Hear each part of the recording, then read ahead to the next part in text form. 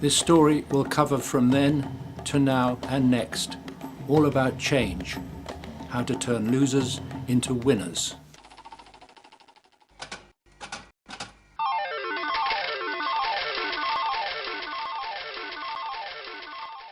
There is a fish in the oceans that has been sought for and studied more and more as its value and rarity has increased.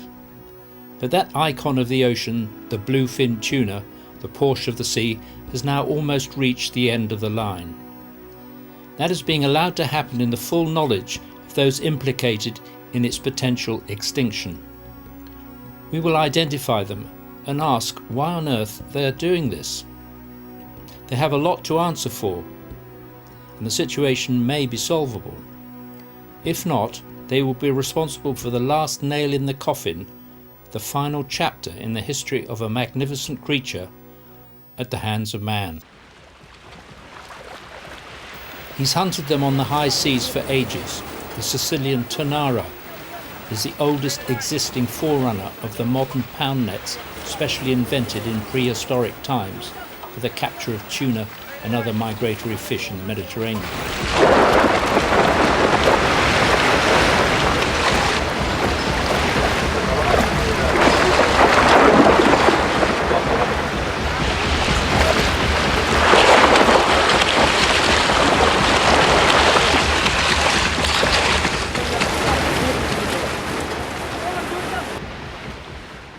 Those were the good old days, though not so good for the tuna, and setting the huge nets in a traditional shape was a skillful and dangerous job, particularly in rough seas.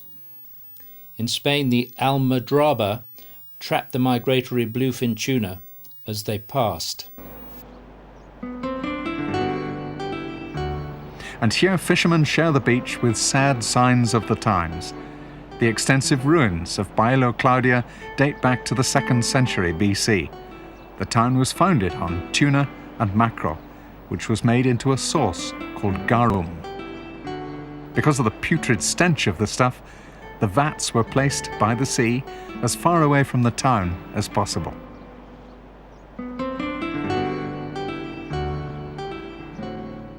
The migrations of the tuna brought riches to many parts of the Atlantic coast of southern Spain. Whole communities dependent on the passing of these great fish. So many came and kept on coming that the people must have thought it would continue forever.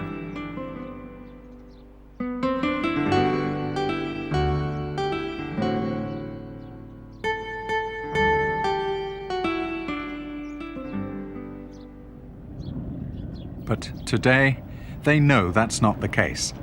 Off Barbate, they still await the great fish which remain the symbol of the town.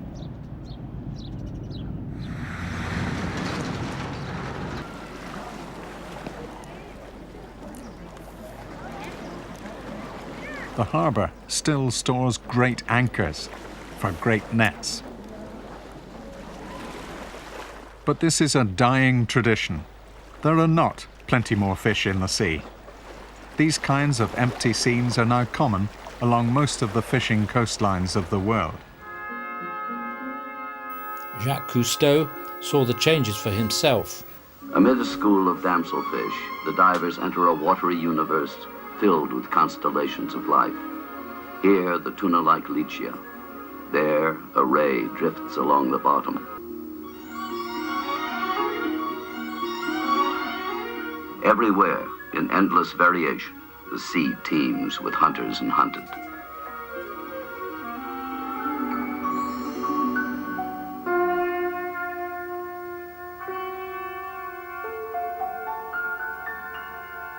In 1977, Cousteau and the Calypso divers returned to Véron. In only 3 decades, the sea floor has become a desert. Bleak as the surface of some barren planet. 10 years, no fish. Fra 10 anni. In 10 years, the marine life will be finished. Solo l'acqua che rimane male. Si fanno I bagni.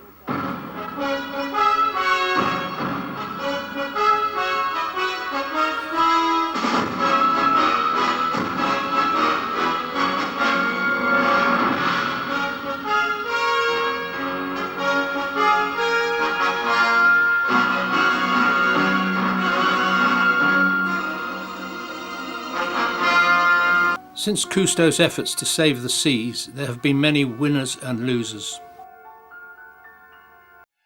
But cod from some places are back in business, hopefully on a sustainable basis. And large parts of the oceans are now protected from fishing, allowing stocks to recover. Public opinion makes a big difference. And quotas can work, but tricks of the international trade still hasten the decline of potentially valuable species, none more so than the bluefin tuna. In the recent past, all kinds of publicity have featured this magnificent fish.